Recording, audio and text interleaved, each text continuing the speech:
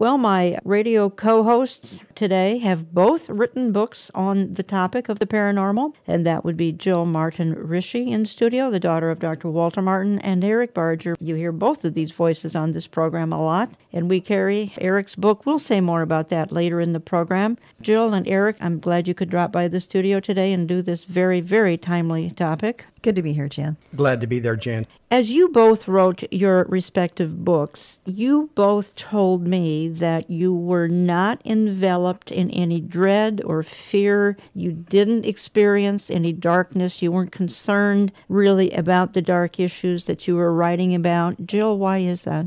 Well, we had been praying. We had people praying for us, and we recognized, first of all, this was going to be a spiritual battle. God called us, my husband and I, to do this, Kevin and I to do this. And I think when God calls you to something, he equips you, he protects you, he walks with you the entire way. And that's what happened. He gave us the verse in Nehemiah that says, the joy of the Lord is your strength. And it was, and it protected us. And Eric, the Bible talks so prolifically about the end times and the climate, spiritual climate. Ephesians 6:12, for our struggle is not against flesh and blood, but against rulers, against authorities, against power of this dark world, and against the spiritual forces of evil in the heavenly realms. And you and I could cite a whole lot more verses that talk about this kind of a spiritual climate in the last days. Yeah, that's very true. In fact, in the chapter before, Ephesians chapter 5, Paul says to prove what is acceptable to the Lord, but yet have no fellowship with the unfruitful works of darkness. And really, it is all through the scriptures, and we are to teach those around us and help them to understand. I want to echo what Jill said, that when Melanie and I wrote the first 3 books that we did on rock music, and I say we, she did a lot of the research, some of that was heavier to us than when I wrote my book, Entertaining Spirits Unaware, on the world of the occult, or my book on spiritual warfare, either one. I think part of that was the place we were at in our Christian walk with God, but we were so sure that God had not only called us, but had confirmed over and over and over, and that we were protected to do this by him. And maybe that's a warning for others. Don't call yourself into this kind of ministry, because that could be the most dangerous thing you'd ever do spiritually. Make sure that God is specifically calling you. I think all Christians should have an understanding of the things we're going to talk about today from a Christian viewpoint, but to do the research from the actual occult and New Age and mystic books, that's a different story.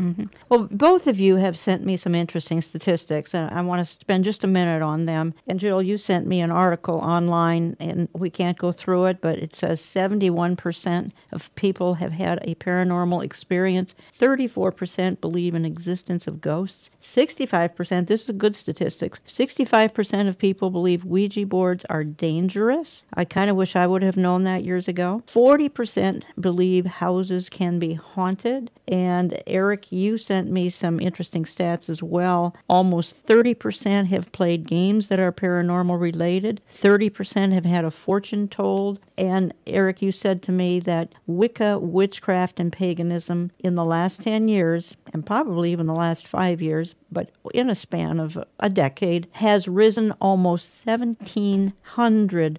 Not 17%, but 1,700%. Yeah, that's those who identify themselves as being involved in that. And at the same time, that, by the way, was in the ERA survey. And at the same time, during the same 10-year period, those people who identified with Christianity dropped by almost 10%. It was 9.7%. So we have a dropping of those who identify with biblical standards and a skyrocketing amount of people who are now seeking out and wanting to be involved in the paranormal. What's driving this? Jill, do you feel what's driving it primarily? And there's obviously many things, but would the primary one be the entertainment industry? Oh, definitely. I think the entertainment industry, the fact that we have all of this information available online, it's the super highway of occult knowledge and experience, the internet. And unfortunately, people are driven to find some kind of power, some kind of strength apart from God, because of course we are all in rebellion against God. And Acts 16 talks about this. We're warned, actually, Jan, in Acts 16, that there is something called the doctrine of the demons that they have been teaching throughout the centuries. And part of this doctrine of the demon is that secret knowledge exists and that it can be found outside of God. And that's really what a cult is. Hidden or secret things.